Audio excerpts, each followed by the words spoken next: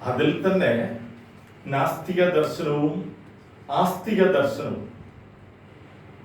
നാസ്തിക ദർശനം എന്നതിനെ പലരും തെറ്റിദ്ധരിച്ചിട്ടുണ്ട്. നിരീശ്വരവാദ ദർശനം അല്ല.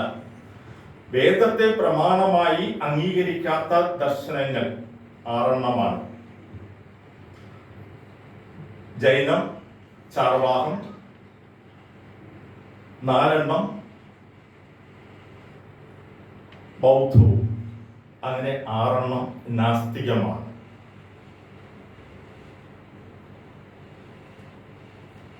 അടുത്ത 6 വേദത്തെ പ്രമാണമായിട്ട് സ്വീകരിച്ചിട്ടുള്ളതാണ്.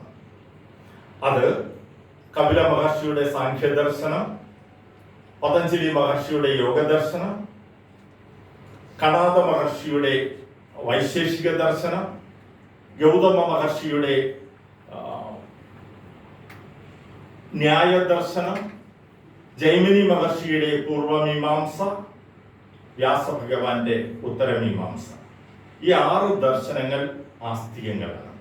അതിൽ പതഞ്ജലി മഹർഷിയുടെ യോഗ ദർശനമാണ് യോഗയെ കുറിച്ച് വ്യവസ്ഥാപിതമായ ഒരു പദ്ധതിയോടുകൂടി ഒരു ദർശനമായി രൂപം കൊണ്ടിട്ടുള്ളത്. എന്നാൽ വേദങ്ങൾ ഉത്ഭവിച്ച കാലം തന്നെ യോഗവും ഉണ്ടായിരുന്നു. യോഗവും അടിവരയിരുന്നു, യോഗയല്ല. യോഗഃ യോഗഃ യോഗഃ എന്ന സംസ്കൃത നാമം, അതാണ് ശരി. അതിന്റെ മലയാളം യോഗ, യോഗം, യോഗയല്ല, യോഗം.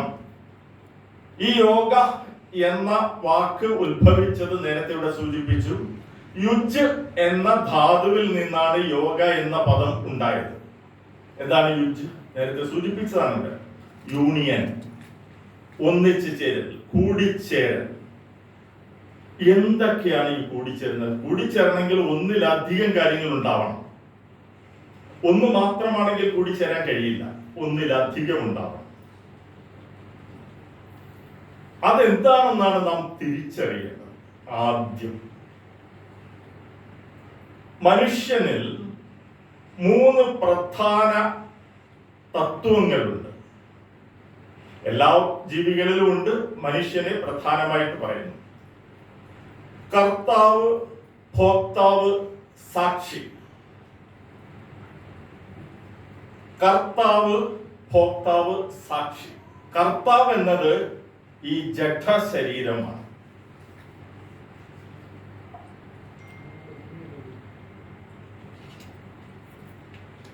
ഈ ജഡ ശരീരത്തിന്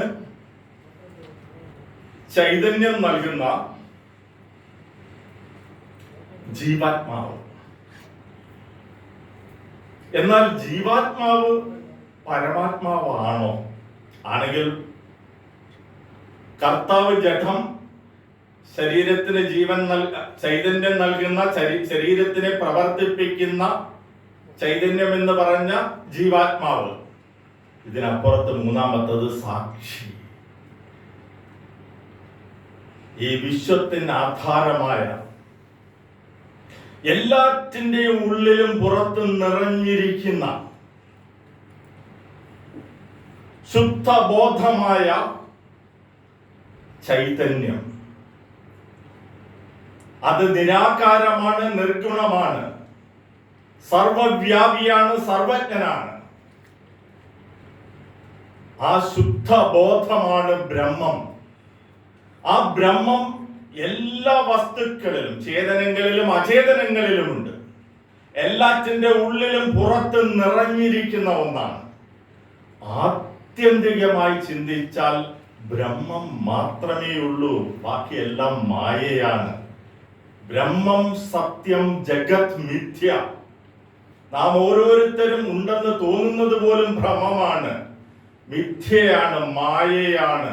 ബ്രഹ്മത്തിന്റെ മായയാണ് നാം കാണുന്നത് ഓരോന്നും. ഈ മായ ഉണ്ടെന്ന് തന്നെ ഇരിക്കട്ടെ. വ്യാവഹാരികൾക്ക് നാം എല്ലാം ഉണ്ടല്ലോ ഈ വ്യാവഹാരിക ലോകത്ത്. പാരമാർത്ഥികത്തിൽ ബ്രഹ്മം മാത്രമേ ഉള്ളൂ. വ്യാവഹാരിക ലോകത്ത് നാം ഉണ്ട്. ഈ കാണുന്നതെല്ലാം ഉണ്ട്. ഈ ഉണ്ടെന്ന് തോന്നുന്ന മായ.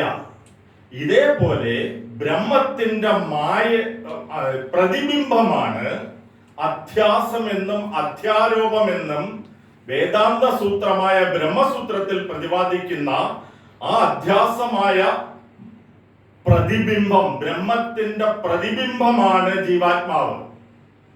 ആ പ്രതിബിംബിക്കണമെങ്കിൽ ഏതെങ്കിലും ഒരു ഉപാധി ഉണ്ടാവണം.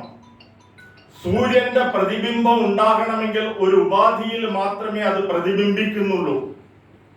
ജലമോ ഒരു കണ്ണാടിയിലോ എവിടെയെങ്കിലും ഒന്ന് പ്രതിബിംബിക്കാൻ ഒരു ഉപാധി ഉണ്ടാവണം, എങ്കിലേ സൂര്യന്റെ പ്രതിബിംബം ഉണ്ടാവും.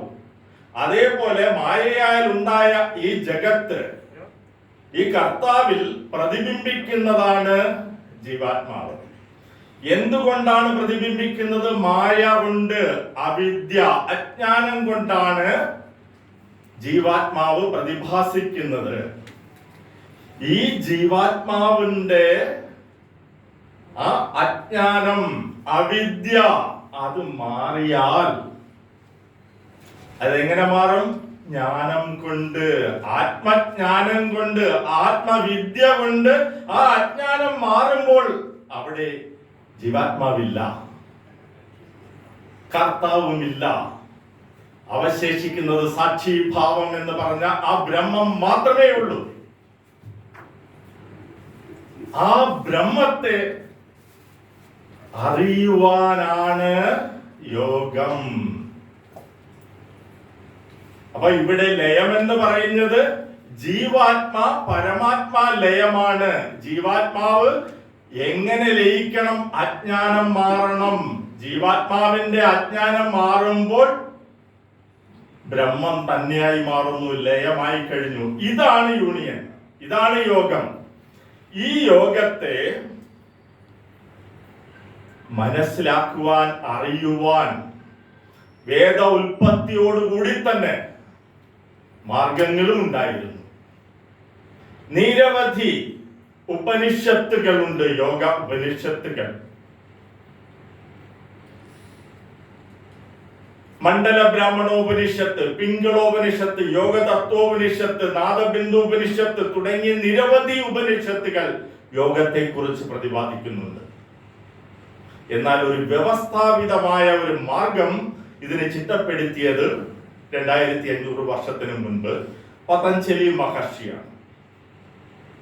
ഇവിടെ തന്നെ പതഞ്ജലി മഹർഷി എന്ന് പറയുമ്പോൾ പതഞ്ജലി എന്നത്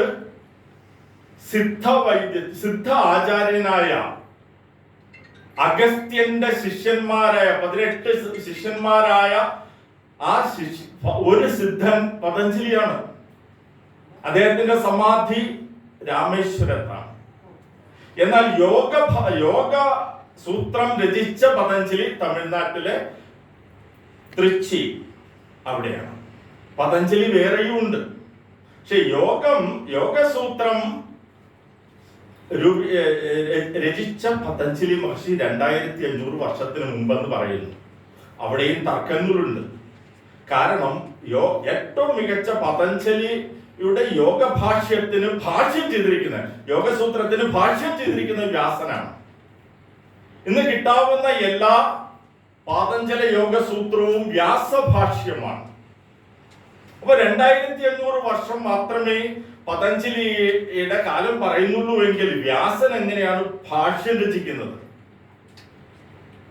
അതൊക്കെ പിന്നെ ആചാര്യന്മാർ, ആപ്തന്മാർ ചർച്ച ചെയ്യട്ടെ. നമ്മളത് വിഷയം ചർച്ച ചെയ്യുന്നില്ല. കാര്യം എനിക്ക് കുറച്ച് സമയം തന്നിട്ടുള്ളൂ. അതിൽ കുറച്ച് സമയം ഞാൻ ഈ പറയുന്ന വാക്കുകൾ അത് കേട്ടുകൊണ്ട് പോകുന്നവരാവരുത്. അതിനെക്കുറിച്ച് സംശയം ചോദിക്കുന്നവരും തെറ്റെങ്കിൽ തെറ്റെന്ന് പറഞ്ഞ് നിർദ്ദേശിക്കുന്നതും ആയും കൂടെ മാറണം. ഒരു 10 മിനിറ്റ് അതിനു വേണ്ടിയും കൂടെ തരുന്നു. ഞാനല്ല, ആര് ഒരു ദർശനം, ഒരു ശാസ്ത്രം പറഞ്ഞാലും കേട്ടുകൊണ്ട് പോകുന്നവരാവരുത്. നാം ഓരോരുത്തരും ഇത് അവസാനമാണ് യോഗ ദർശനം ചിന്തനം വന്നിരിക്കുന്നത്. ജിജ്ഞാസുക്കൾ മാത്രമേ ഇവിടെ ഇരിക്കൂ. ജിജ്ഞാസുക്കളായിട്ടുള്ളവരെ ഇരിക്കും. അവരുടെ ജിജ്ഞാസ അത് മാറിയില്ലെങ്കിൽ, ആ ജിജ്ഞാസയ്ക്ക് ഒരു ചെറിയ പരിഹാരമെങ്കിലും ഉണ്ടായില്ലെങ്കിൽ ചോദ്യങ്ങൾ ഉണ്ടാവണം. നാളെ ഇയാൾ മറ്റൊരിടത്ത് പോയി ഇത്തരം കാര്യങ്ങൾ സംസാരിക്കരുത്. സംസാരിക്കണമെങ്കിൽ ഈ ചോദ്യത്തിന് ഉത്തരം പഠിച്ചിട്ട് പോയിട്ട് സംസാരിച്ചു. അതുകൊണ്ട് ചോദ്യങ്ങൾ ഉണ്ടാവണം. ഇനി ഈ യോഗ ദർശനം 196 സൂത്രങ്ങളാണുള്ളത്. അതിന് 4 ഡിവിഷൻസ്, 4 പാദങ്ങൾ എന്ന് പറയുന്നു. സമാധിപാദം, സാധനാപാദം, വിഭൂതിപാദം, കൈവല്യപാദം. ഇങ്ങനെ 4 പാദങ്ങളിലായിട്ട് 196 സൂത്രങ്ങളാണ് യോഗ ദർശനത്തിലുള്ളത്. ഇതിൽ രണ്ടാമത്തെ സാധനാപാദത്തിൽ പറയുന്ന, സാധനയുടെ ഭാഗത്ത് പറയുന്ന 8 അംഗങ്ങൾ മാത്രമാണ് നാമൊക്കെ ഇന്ന് മനസ്സിലാക്കിയിട്ടുള്ള യോഗാസനമൊക്കെ ഉൾക്കൊള്ളുന്ന അഷ്ടാംഗ യോഗം. യമനിയമാസന, പ്രാണായാമ, പ്രത്യാഹാര, ധാരണ, ധ്യാന, ധാനയോ ധ്യാന സമാധയോ അഷ്ടാവങ്കാനി എന്ന് പറയുന്നു സൂത്രത്തിൽ. യമനിയമാസന, പ്രാണായാമ, പ്രത്യാഹാര, ധാരണ, ധ്യാന, സമാധയോ അഷ്ടാവങ്കാനി. ഇതാണ് സൂത്രം പറയുന്നത്. യമം, നിയമം, ആസനം, പ്രാണായാമം, പ്രത്യാഹാരം, ലാസ്റ്റ് ധാരണ, ധ്യാനം, സമാധി. അത് അന്തരംഗ സാധനയും. യമ, നിയമ, ആസന, പ്രാണായാമ, പ്രത്യാഹാര 5 ബഹിരംഗ സാധനയുമാണ്. ഇവിടെ മനസ്സിലാക്കേണ്ടത്, യോഗ ദർശനം വിപുലമായ ഒരു ദർശനത്തിലെ 196 സൂത്രങ്ങളിൽ ഏതാനും ചില സൂത്രങ്ങൾ മാത്രം ആണ് അഷ്ടാംഗ യോഗം. ഈ അഷ്ടാംഗ യോഗത്തിലെ 3ാമത്തത് യമം, നിയമം കഴിഞ്ഞ് ആസനം എന്ന് പറയുന്നിടത്താണ് ഈ ഇന്നത്തെ യോഗ എന്നെല്ലാരും ധരിച്ചിരിക്കുന്ന കുറെ ആസനങ്ങളുണ്ട്. ഇതൊന്നും മോശമല്ല. ശാരീരികമായ ആരോഗ്യം മെച്ചപ്പെടുത്തുന്നതിന് വേണ്ടിയുള്ള വ്യായാമ പരിശീലനങ്ങളായി ഇതിനെ കാണാം. പതഞ്ജലി പറഞ്ഞിട്ടില്ല ഈ ആസനങ്ങളൊന്നും. പതഞ്ജലി പറയാത്തത് കൊണ്ട് ചെയ്യാൻ പാടില്ലേ? ചെയ്യാം. പതഞ്ജലി പറഞ്ഞിരിക്കുന്ന യോഗം എന്ന യോഗാസനത്തെ കുറിച്ച് പറഞ്ഞിരിക്കുന്ന ആസനമാണ്. ആസനം എന്നാൽ ഇരിപ്പെന്നാണ് അർത്ഥം. ഇരിക്കാനുള്ളതാണ് പറഞ്ഞിട്ടുള്ളത്. അത് ശിവസംഹിതയിൽ ഏകദേശം 11ഓളം, ശിവസംഹിതയിൽ 15ഓളം ആസനങ്ങളെ കുറിച്ച് പറയുന്നുണ്ട്. ഹഠയോഗ പ്രദീപികയിൽ 84 ആസനങ്ങളെ പറയുന്നുണ്ട്. സ്വാത്മാരാമ മഹർഷിയുടെ ഹഠയോഗ പ്രദീപികയിൽ 84 ആസനങ്ങളെ പറയുന്നുണ്ട്. ഖേരണ്ട മഹർഷിയുടെ ഖേരണ്ട സംഹിതയിൽ 84 ലക്ഷം ആസനങ്ങൾ ഉണ്ടെന്ന് പറയുന്നുണ്ട്. അപ്പൊ മനസ്സിലാക്കേണ്ടത്, അതൊന്നും തെറ്റെന്നല്ല. 84 ലക്ഷം ജീവവർഗങ്ങൾ ഉള്ളത് കൊണ്ട് ആ ഓരോ ജീവവർഗത്തിന്റെ ഇരിപ്പാണ് ആസനമായിട്ട് എടുത്തിരിക്കുന്നത്. ഇവിടെ പതഞ്ജലി ആസനത്തെ പറ്റി പറഞ്ഞിരിക്കുന്ന സ്ഥിരം സുഖം ആസനം എന്നാണ്. സ്ഥിരമായി ഉറച്ച്, ചലനമില്ലാതെ ഉറച്ചിരിക്കണം. അത് സുഖകരമായിരിക്കണം. അല്ല ഇരിക്കുമ്പം അങ്ങോട്ടും ഇങ്ങോട്ടും ബാലൻസ് ഇല്ലാതെ ഇരിക്കുക, കാല് വേദനിക്കുന്നു, കഷ്ടപ്പെട്ടിരിക്കുന്നു, ഇതൊന്നും ആസനമല്ല. സ്ഥിരമായിരിക്കണം, സുഖമായിരിക്കണം, ഇരിപ്പായിരിക്കണം. എന്തിനാണ് ഇരിക്കുന്നത്? ആ ഇരിക്കുമ്പോൾ ഉള്ളിൽ സംഭവിക്കുന്നതാണ് യോഗം. ഈ ശരീരത്തിലല്ല, ഈ ശരീരത്തിനുള്ളിൽ സംഭവിക്കുന്നതാണ് യോഗം. ചിത്തത്തിൽ സംഭവിക്കുന്നതാണ് യോഗം. അത് ചിത്തത്തിൽ എങ്ങനെ സംഭവിക്കും? ചിത്തം എന്നാൽ അന്ധകരണം. നമുക്ക് 14 കരണങ്ങളുണ്ട്. 14 കരണം, ഉപകരണം. ഇപ്പൊ നമ്മൾ ഫോൺ ഉപയോഗിക്കുന്നു, ആശയവിനിമയം ചെയ്യാനുള്ള ഒരു ഉപകരണമാണത്. കൈ എന്ന് പറയുന്നത് ബാഹ്യകരണത്തിൽ പഞ്ചകർമ്മേന്ദ്രിയങ്ങളുണ്ട്. പഞ്ചകർമ്മേന്ദ്രിയങ്ങൾ പാണി, പാദം, പായു, ഉപസ്ഥം. വാക്ക്, പാണി, പാദം, പായു, ഉപസ്ഥം. വാക്ക്, പാണി, പാദം, പായു, ഉപസ്ഥം. ഈ 5 കർമ്മ ഇന്ദ്രിയങ്ങളാണ്. അതായത് കർമ്മങ്ങൾ ചെയ്യാനുള്ള ഉപകരണങ്ങളാണ്. ഇന്ദ്രിയം ഇതൊന്നുമല്ല. ഇന്ദ്രിയം ഇതിനുള്ളിലാണ്, സൂക്ഷ്മമാണ്. ഈ സ്ഥൂലമായി കാണുന്ന അവയവങ്ങൾ അതല്ല, അത് പഞ്ചകർമ്മേന്ദ്രിയങ്ങളുടെ ഉപകരണമാണ്. കൈയില്ലാത്ത ആള് ഭക്ഷണം കഴിക്കുന്നുണ്ട്, കാല് വെച്ച് പൊരി കഴിക്കുന്നുണ്ട്. അപ്പോൾ അദ്ദേഹത്തിന്റെ പാണിയുടെ ആ പാണിയുണ്ട്, പക്ഷെ അതിന് ഉപകരണം ഇല്ലാത്തതുകൊണ്ട് കാലിനെ ഉപകരണമാക്കുന്നു എന്നതുപോലെ സൂക്ഷ്മമാണ് പഞ്ചേന്ദ്രിയങ്ങളും പഞ്ച ജ്ഞാനേന്ദ്രിയങ്ങളും പഞ്ചകർമ്മേന്ദ്രിയങ്ങളും. ഇതിൽ 10 ബാഹ്യകരണങ്ങൾ, 5 ജ്ഞാനേന്ദ്രിയങ്ങൾ, 5 കർമ്മേന്ദ്രിയങ്ങൾ. അന്ധക്കരണം 4 ഉണ്ട്. അത് മനസ്സാണ്. മനസ്സിന്റെ പ്രവൃത്തി ഭേദം അനുസരിച്ച് അത് 4ആണ്. മനസ്സൊന്നാണ്. മനസ്സിന്റെ പ്രവൃത്തി ഭേദം അനുസരിച്ച് മനസ്സ് അത് സങ്കല്പ വികല്പാത്മകമാണ്. മനസ്സിന്റെ സ്വഭാവം ഒരു കുരങ്ങിനെ കെട്ടിയിട്ടാൽ എങ്ങനെയാണോ അത് വെറുതെയിരിക്കില്ല, ഇങ്ങനെ ആടിയിരിക്കുക, അതേപോലെയാണ് മനസ്സ്. ചഞ്ചലമാണ്, സങ്കല്പ വികല്പാത്മകമാണ്. എന്നാൽ അതിനെ വിവേകത്തോടുകൂടി ചിന്തിച്ചുറപ്പിച്ച് സ്റ്റഡിയായി തീരുമാനിക്കുന്നത് ബുദ്ധിയാണ്. അത് മനസ്സ് തന്നെയാണ്. ബുദ്ധിയുടെ രൂപത്തിൽ ചിന്തിച്ചുറപ്പിച്ച് ചെയ്താൽ ആ മനസ്സിനെ ബുദ്ധി എന്നാണ് പറയുന്നത്. ഞാനെന്ന ഭാവം, അഹങ്കാരം, ഞാൻ ചെയ്തു, ഞാൻ നേടി, ഞാനാണല്ല, എല്ലാം ഞാൻ ഞാൻ ഞാൻ ഞാൻ. ആ ഭാവം, ആ ബോധമല്ല. ആത്യന്തികമായി അഹം ബ്രഹ്മാസ്മി, ഞാൻ ബ്രഹ്മമാകുന്നു. ആ ഞാൻ ഈ ഭാവമല്ല, അത് ബോധമാണ്. ശുദ്ധ ബോധത്തിന്റെ അംശമാണ് ഈ ശരീരത്തിനുള്ളിലുള്ള സാക്ഷിഭാവം. അതാണ് ഞാൻ. പക്ഷെ ഇവിടെ ഞാൻ എന്ന ഭാവം അത് അഹങ്കാരം. അപ്പൊ മനസ്സ്, ബുദ്ധി, അഹങ്കാരം, ഈ 3ന്റെയും സ്വഭാവത്തോടു കൂടിയ ചിത്തം. ഈ ചിത്തത്തിലാണ് എല്ലാ വൃത്തികളും ഉള്ളത്. നമ്മുടെ ഓർമ്മകളും നമ്മുടെ ചിന്തകളും എല്ലാം എന്തൊക്കെ ഉണ്ടോ അതെല്ലാം മനസ്സിലും ബുദ്ധിയിലും അഹങ്കാരത്തിലും ഉള്ള എല്ലാ വികാരങ്ങളും ചിത്തത്തിലാണുള്ളത്. ഈ ചിത്തം, ആ ചിത്തത്തിലാണ്. അതിനെ ഒഴിച്ചാൽ മാത്രം മതി. ആ ചിത്തത്തിന്റെ വികാരങ്ങൾ, വൃത്തികൾ ഒഴിച്ചാൽ മാത്രം മതി. അവിടെ യോഗമായി. എന്ന് വെച്ചാൽ തെളിച്ച് പറഞ്ഞാൽ, ശുദ്ധമായി പറഞ്ഞാൽ, ഒന്നും ചെയ്യാതിരിക്കലാണ് യോഗം, സമാധി. ഒന്നും ചെയ്യരുത്. എന്തെങ്കിലും ചെയ്യണമെങ്കിൽ ചിത്തത്തിൽ ഒരു വൃത്തി ഉണ്ടാവണം. ചിത്തം വൃത്തിശൂന്യമായെങ്കിൽ ഒന്നും ചെയ്യാൻ പറ്റില്ല. ചിത്തത്തിൽ ഉള്ളതാണ് നമ്മുടെ പ്രവൃത്തികളായി മാറുന്നത്. അപ്പൊ ചിത്തം വൃത്തിരഹിതമായാൽ അതാണ് യോഗം. അവിടെ ഉള്ളത് എന്താണ്?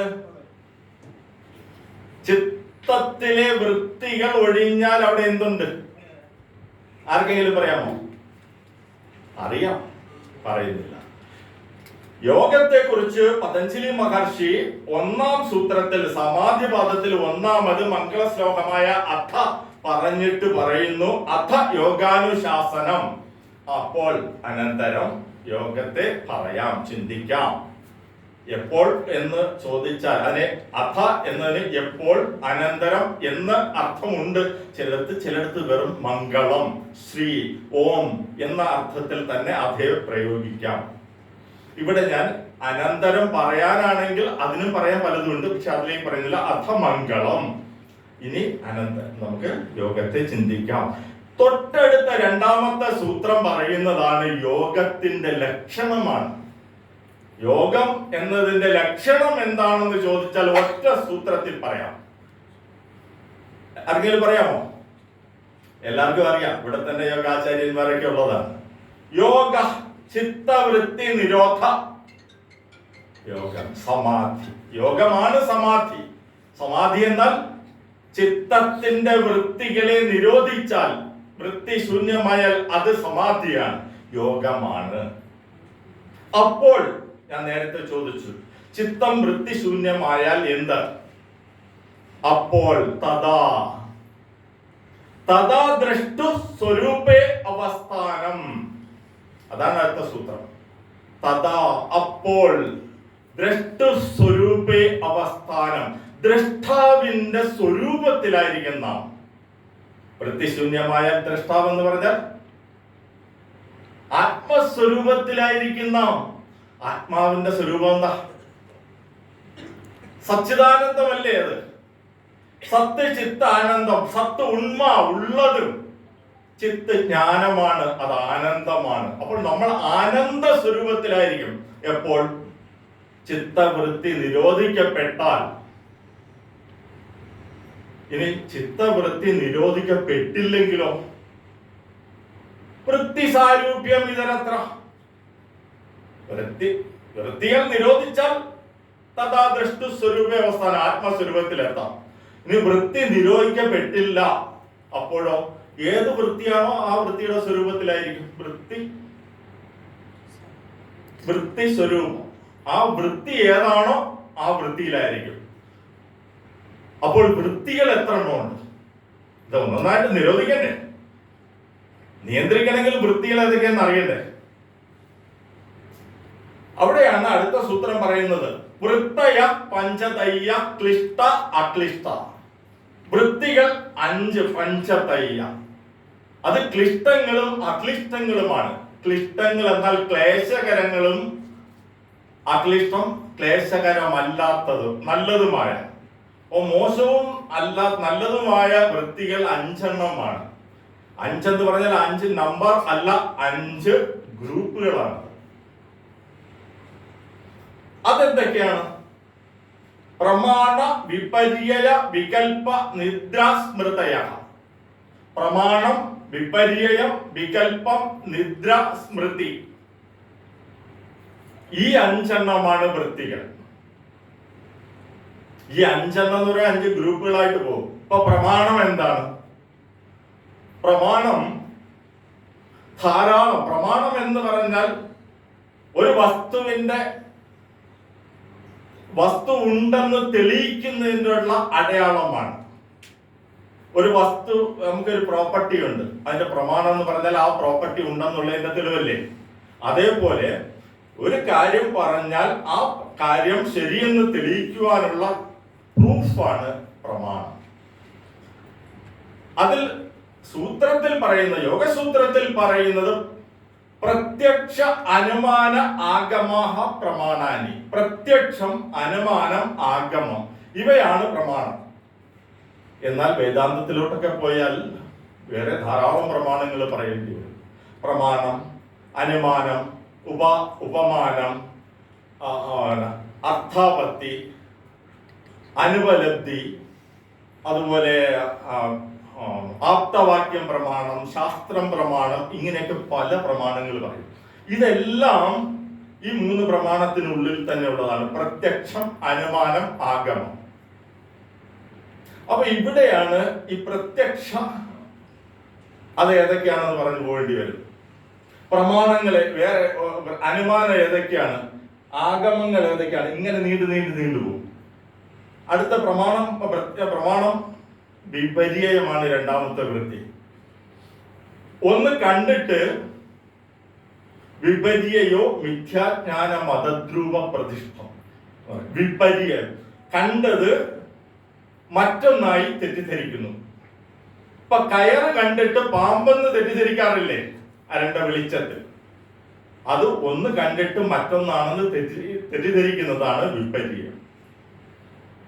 മൂന്നാമത്തെ വികല്പമാണ്. വികല്പം എന്നാൽ ഇല്ലാത്തത് ഉണ്ടെന്ന് തോന്നുന്നത്.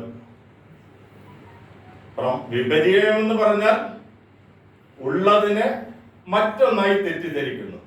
വികല്പം എന്നാൽ ഇല്ലാത്തത് ഉണ്ടെന്ന്. ഒയാസിസ്, മരുഭൂമിയിൽ നമ്മൾ ഒയാസിസ്. അതേപോലെ ഇങ്ങനെ പറയാൻ ഇങ്ങനെ പോവും. നിദ്രയുണ്ട്, സ്മൃതിയുണ്ട്. അത് കഴിഞ്ഞാൽ ഇതിനെ എങ്ങനെ നിരോധിക്കാം? അഭ്യാസ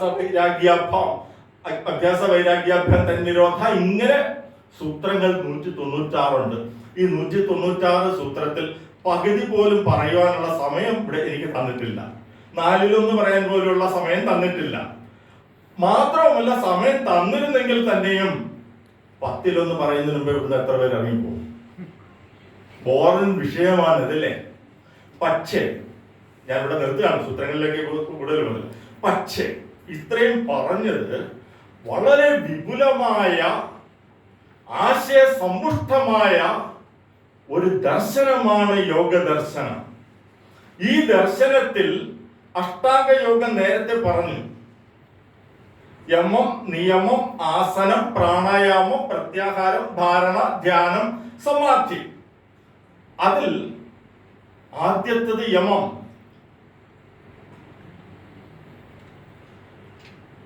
യമം 5 അതിനെ യമ പഞ്ചകം എന്നാ പറയുന്നത്. ഞാൻ അവിടെ നിർത്തിയിരിക്കാം. അതിന് പോയാൽ ഉറങ്ങും, അല്ലെങ്കിൽ അറിയും.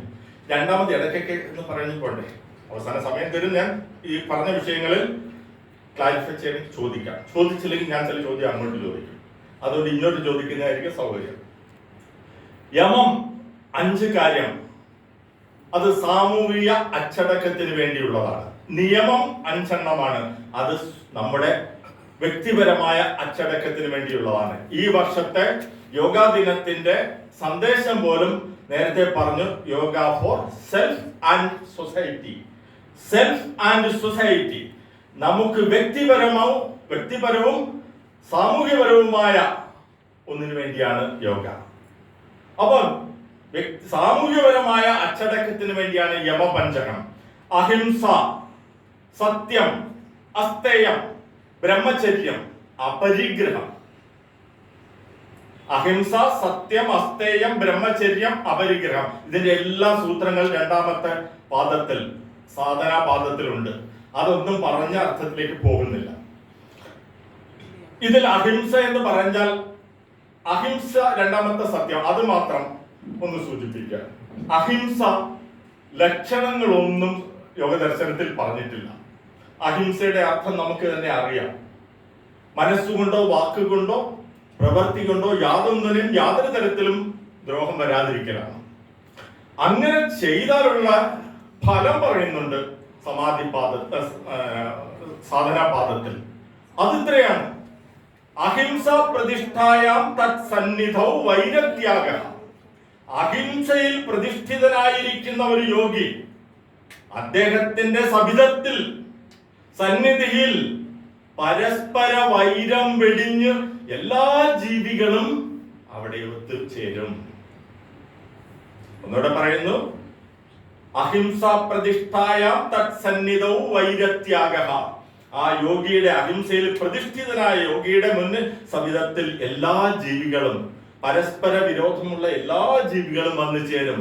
അതിന് തിരുവനന്തപുരത്ത് ആരെങ്കിലും ഉദാഹരണം പറയാൻ പറ്റുമോ? നിങ്ങളുടെ ഓർമ്മയിൽ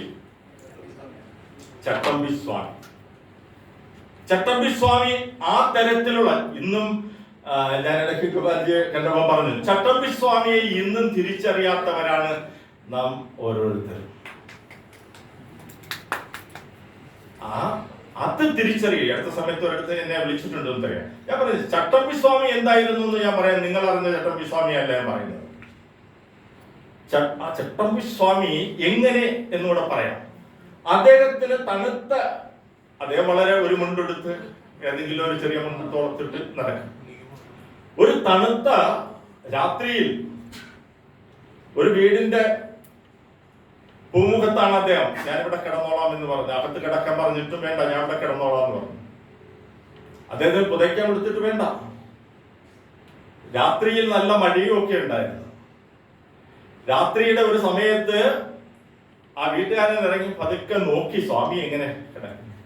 നോക്കിയപ്പോൾ അദ്ദേഹത്തിന്റെ ശരീരം മുഴുവൻ ഒരു കരിമ്പടം പുതച്ചതുപോലെയുണ്ട്. അത് ഉറുമ്പുകളായിരുന്നു. ഉറുമ്പുകൾ വന്ന് അദ്ദേഹത്തിന്റെ ശരീരം പൊതിഞ്ഞിരിക്കുന്നു. ചിന്തിക്കാം. തിരുവനന്തപുരത്ത് കണ്ണമ്മൂല നമ്മുടെ തൊട്ടടുത്താണ്. അദ്ദേഹത്തിനെ സദ്യക്ക് ക്ഷണിച്ച കഥയൊന്നും ഞാൻ പറയേണ്ട കാര്യമില്ല, ഇതൊക്കെ അറിയാം. അദ്ദേഹം നായ്ക്കളുമായി സദ്യക്ക് പോയതൊക്കെ അറിയില്ലേ? വിഷപ്പാമ്പുകൾ അദ്ദേഹത്തിന്റെ ശരീരത്തിൽ ചുറ്റി വളഞ്ഞു കിടക്കുന്നു. നമ്മുടെ ദൃഷ്ടി, അതായത് നമ്മുടെ സമീപകാലത്ത് നമ്മുടെ നാട്ടിൽ തന്നെ കണ്ടതാണ്. അഹിംസാ പ്രതിഷ്ഠായാം തത്സന്നിധൗ വൈരത്യാഗഃ. രണ്ടാമത്തതൂടെ പറഞ്ഞ് ഞാൻ സൂത്രത്തിൽ നിന്ന് വലുതായിട്ട് പറയുന്നില്ല. ഞാൻ എപ്പോഴും പറയുന്ന കാര്യം സത്യപ്രതിഷ്ഠായാം ക്രിയാഫലാശ്രയത്വം. സത്യം വദ ധർമ്മം ചര. ജീവിതത്തിൽ സത്യം അനുഷ്ഠിക്കുന്നവൻ, സത്യത്തിൽ പ്രതിഷ്ഠിതനായ ഒരാൾ ചെയ്യുന്ന കർമ്മങ്ങൾ മുഴുവൻ വിജയിച്ചിരിക്കും. യാതൊരു തർക്കമില്ല. അനുഭവത്തിന്റെ അടിസ്ഥാനത്തിൽ പറയുന്നതാണ്, വെറുതെ ആരെങ്കിലും പറയുന്നത് കേട്ടിട്ട് പറയുകയല്ല. സത്യപ്രതിഷ്ഠായ ക്രിയാഫലാശ്രയത്വം എന്നാൽ സത്യത്തിൽ പ്രതിഷ്ഠിതനായ യോഗി ചെയ്യുന്നത് മുഴുവൻ വിജയത്തിലേത്തും. അതുകൊണ്ട് തന്നെ സത്യവും അഹിംസയും ജീവിത വ്രതമാക്കി എടുക്കേണ്ടതുണ്ട്. ഇനിയിപ്പോ ഇതിനകത്തോട്ട് പറയാനാണെങ്കിൽ ധാരാളമുണ്ട്. ഈശ്വര സങ്കല്പം. ഈശ്വരൻ ആരാണ്? ക്ലേശ കർമ്മ വിപാകാശൈര അപരാമൃഷ്ട പുരുഷ വിശേഷ ഈശ്വരക. ക്ലേശങ്ങളിൽ അതായത് ക്ലേശങ്ങൾ ഇതിൽ പറയുന്ന ക്ലേശ കർമ്മ വിപാക ആശൈര അപരാമൃഷ്ട പുരുഷ വിശേഷ ഈശ്വരക. ഇതാണ് സൂത്രം. അതായത് ക്ലേശങ്ങൾ ബാധിക്കാത്തവരും, ക്ലേശങ്ങളോ ആ കർമ്മങ്ങളുടെ ഫലങ്ങളോ അതിൽ നിന്നുള്ള വാസനകളോ ഒന്നും സംസ്പർശിക്കാത്ത വിശേഷ പുരുഷനാണ് ഈശ്വരൻ. അപ്പോഴും ഇത് തന്നെ പറയണമെങ്കിൽ എത്ര സമയം എടുക്കുന്നത്? ക്ലേശങ്ങൾ എന്തൊക്കെയാ? ക്ലേശം, കർമ്മം, വിപാകം, ആശയം ഇതൊന്നും ബാധിക്കില്ല. അപ്പൊ ക്ലേശം എന്താ? ക്ലേശത്തെ പറ്റി പറയണമെങ്കിൽ പഞ്ചക്ലേശങ്ങളെ പറയണം. 5 തരത്തിലുള്ള ക്ലേശങ്ങളാണ്. ഏതൊക്കെയാ? അവിദ്യ, അസ്മിത, രാഗം, ദ്വേഷം, അഭിനിവേശം. അപ്പൊ ഇത് ഓരോന്നും ഏതൊക്കെ ഉണ്ടെന്ന് പറഞ്ഞു പോകണം.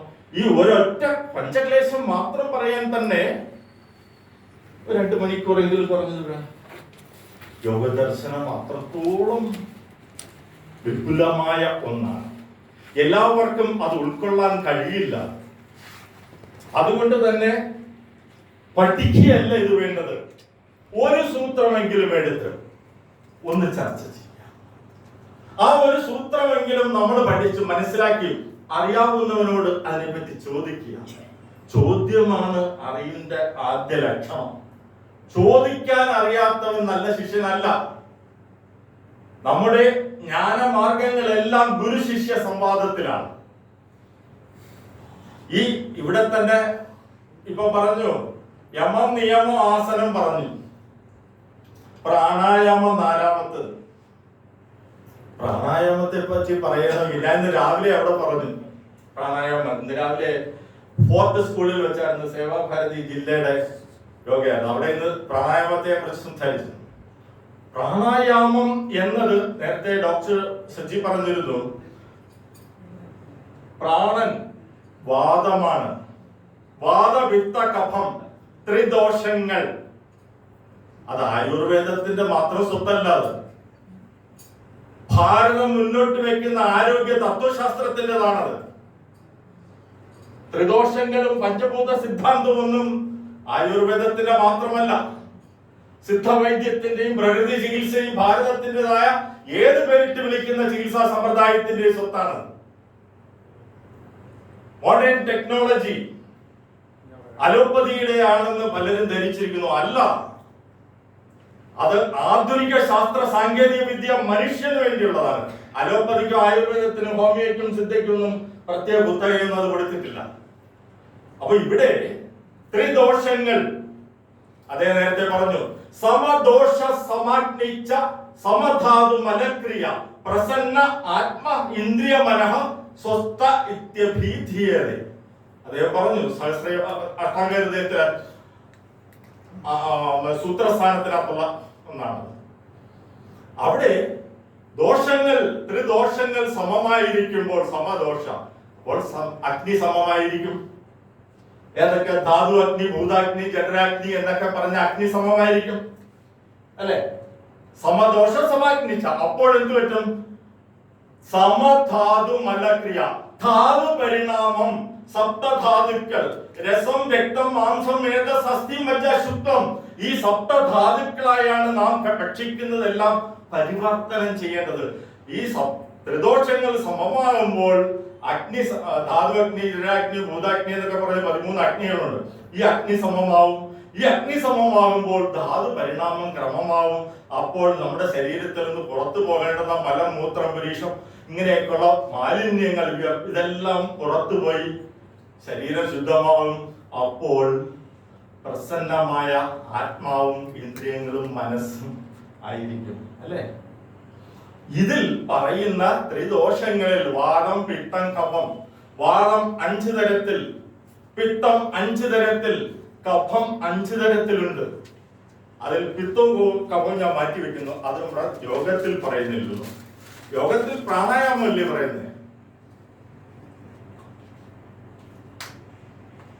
യോഗത്തിൽ പറയുന്ന അഷ്ടാംഗ യോഗത്തിലെ 4ാമത്തെ പ്രാണായാമം അതാണ് വാദം. ആ പ്രാണൻ വാദം 5 പറയുന്നു. ആയുർവേദത്തിൽ അതിന്റെ പേര് പ്രാണൻ, അപാനൻ, ഉദാനൻ, വ്യാനൻ, സമാനൻ. അത് തന്നെയാണ് അഷ്ടാംഗ യോഗത്തിലും. പ്രാണൻ മുഖ്യമായി 5 പ്രവൃത്തി ഭേദം കൊണ്ട് 5: പ്രാണൻ, അപാനൻ, ഉദാനൻ, വ്യാനൻ, സമാനൻ. മനുഷ്യ ശരീരത്തില് ശിവസംഹിതയിൽ പറയുന്ന ചില ശാസ്ത്രങ്ങളിലൊക്കെ അങ്ങോട്ടും ഇങ്ങോട്ടൊക്കെ മാറി പറയുന്നുണ്ട്.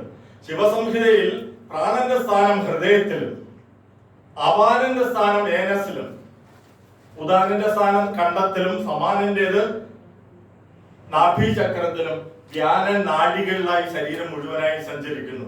പക്ഷേ ശിവസംഹിതയെ മാത്രമാണത്. ബാക്കിയുള്ള എല്ലാ ശാസ്ത്രങ്ങളിലും പ്രാണൻ മുഖത്ത്, അപാനൻ അടിവയറ്റിൽ, ഉദാനൻ കണ്ടത്തിൽ, സമാനൻ നാഭിയില്, വ്യാനൻ വ്യാപിച്ച് ശരീരത്തിലെ എല്ലാ നാഡികളിലൂടെ സഞ്ചരിച്ച് ശരീരത്തിൽ മുഴുവൻ പ്രവർത്തനം ചെയ്യുന്നു.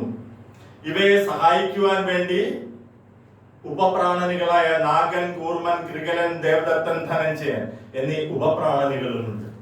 ആയുർവേദവും യോഗദർശനവും ഭാരതീയ തത്വചിന്തയും എല്ലാം ഒന്ന് തന്നെയാണ്. ഒന്നും ആരെയും ഒന്നും കുത്തക ഏൽപ്പിച്ചിട്ടില്ല. എല്ലാം ഭാരതത്തിന്റെ ചിന്താധാരകൾ ഭാരതത്തിൻ്റെത് മാത്രമായിരുന്നില്ല. ഭാരതം എന്നതുപോലും ലോകമായിരുന്നു ഒരു കാലത്ത്. ഭാരതം എന്ന് പറയുന്ന ഈ അതിർത്തി നിശ്ചയിച്ച ഇതായിരുന്നില്ല. ഭാരതം എന്നാൽ ലോകം മുഴുവനായിരുന്നു. അതുകൊണ്ടാണ് ആർട്ടിക്, അറ്റ്ലാന്റിക് പ്രദേശങ്ങൾ ഒഴികെ ബാക്കിയുള്ള മുഴുവൻ ഭൂഖണ്ഡങ്ങളിൽ നിന്നും ശിവലിംഗങ്ങൾ കണ്ടെത്തിക്കൊണ്ടിരിക്കുന്നത്. സഹസ്രാബ്ദങ്ങൾ പഴക്കമുള്ള ശിവലിംഗങ്ങൾ കണ്ടെത്തിക്കൊണ്ടിരിക്കുന്നു. കാര്യം നിർഗുണനും നിരാകാരനുമായിരുന്ന ഈശ്വരനെ കണ്ടെത്താൻ, നിർഗുണനും നിരാകാരനുമായിരുന്ന ഈശ്വരൻ സർവജ്ഞനും സർവവ്യാപിയുമായതുകൊണ്ട്, അതിന് സർവജ്ഞനായതുകൊണ്ട് അതിനെന്താ രൂപം സ്വീകരിച്ചുകൂടെ?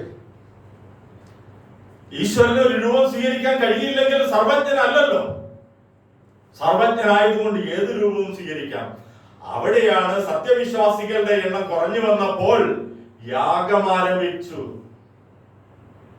ഋഗ്വേദം ആരംഭിക്കുന്ന സൂത്രം പോലും എന്താ? അഗ്നിമീലെ പുരോഹിതം യജ്ഞസ്യ ദേവമൃത്യുജം ഹോതാരം രത്നധാവമം. അഗ്നിമീലെ, അഗ്നി പുരോഹിതനായിക്കൊണ്ട് യാഗമാണ്. സത്യവിശ്വാസികളുടെ എണ്ണം കുറഞ്ഞു വന്നപ്പോൾ പ്രതീകം ഉണ്ടായി അവിടെ. അതെങ്ങനെ?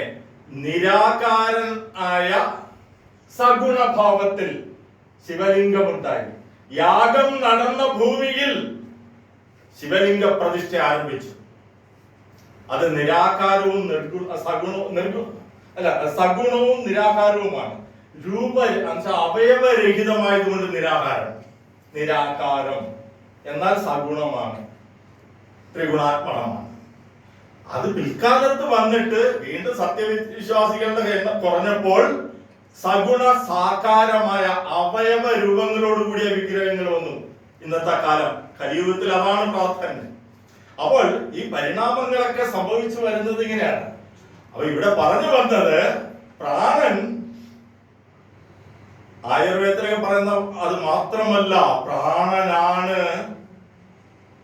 സർവ്വതും നിറഞ്ഞിരിക്കുന്ന ജീവശക്തി. യൂണിവേഴ്സൽ ലൈഫ് ഫോഴ്സ് എനർജി എന്ന് പറയുന്നത് പ്രപഞ്ച ജീവശക്തി. ഇതിനെ നേരിട്ട് സ്വീകരിക്കാൻ നമുക്ക് കഴിയുമെങ്കിൽ ഭക്ഷണം കഴിക്കേണ്ട നമ്മൾ 72 വർഷക്കാലം ഭക്ഷണവും കഴിച്ചിട്ടില്ല, വെള്ളവും കുടിച്ചിട്ടില്ലാത്ത ഒരു യോഗി 2 വർഷം മുമ്പല്ലേ മരിച്ചത്. എന്താ ജാനി മാത എന്ന് പറയുന്ന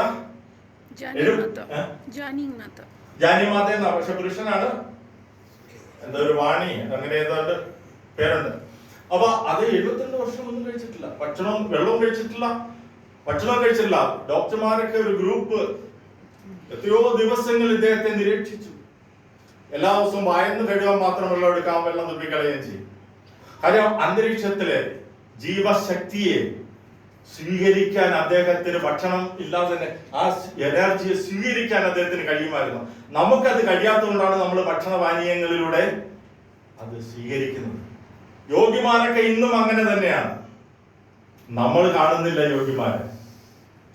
അപ്പൊ ഇവിടെ പറഞ്ഞു വരുന്നത്, ഞാൻ പൈൻഡപ്പ് ചെയ്യാം, ഇവിടെ പറഞ്ഞു വരുന്നത് പ്രാണൻ എന്നത് സർവം നിറഞ്ഞിരിക്കുന്നത് തന്നെയാണ്.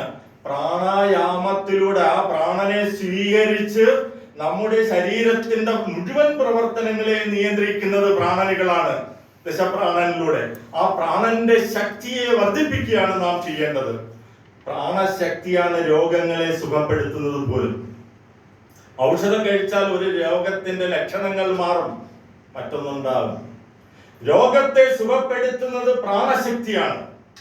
ആ പ്രാണന്റെ സുഗമമായ സഞ്ചാരത്തിന് തടസ്സം വരുന്നതാണ് ചികിത്സയിലൂടെ മാറ്റുന്നത്. അതാണ് മർമ്മ ചികിത്സയുടെ അടിസ്ഥാനം. തട്ടുമുട്ട് ക്ഷതങ്ങൾ സംഭവിച്ച് പ്രാണൻ സുഗമമായി സഞ്ചരിക്കാൻ തടസ്സം വരുമ്പോൾ ആ പ്രാണൻ സഞ്ചരിക്കാത്ത ഭാഗങ്ങൾ രോഗഗ്രസ്തമായി തീരുന്നു. അതാണ് മർമ്മ ചികിത്സ എന്ന ശാസ്ത്രം പറയുന്നത്. അതിനെ ഇളക്കുമുറകൾ, അടങ്കലുകൾ എന്നൊക്കെ പറഞ്ഞ് ശമിപ്പിച്ചിട്ട് അതിനെ തൈലം കൊണ്ട് ലേപനം ചെയ്ത് സൂക്ഷ്മക്രിയകൾ ചെയ്ത് മാറ്റി അടിസ്ഥാനപരമായ ഔഷധങ്ങൾ കൊടുക്കുന്നതാണ് മർമ്മ ചികിത്സ. എല്ലാ ചികിത്സാ സമ്പ്രദായത്തിന്റെ അടിസ്ഥാനം ഇതൊക്കെ തന്നെയാണ്, പ്രാണന്റെ ശക്തിയെ വർദ്ധിപ്പിക്കുക. ഇനി അടുത്തത് പ്രത്യാഹാരമാണ്. ഞാൻ പെട്ടെന്ന് നിർത്തി. പ്രത്യാഹാരം എന്നാൽ ഇന്ദ്രിയങ്ങളെ പിൻവലിക്കലാണ്. ഇന്ദ്രിയങ്ങളെ പിൻവലിക്കണമെങ്കിൽ മനസ്സില്ലാതെ പറ്റുമോ? ഇന്ദ്രിയങ്ങൾക്ക് സ്വയം ഒന്നിനെയും ആകർഷിക്കാൻ കഴിയില്ല.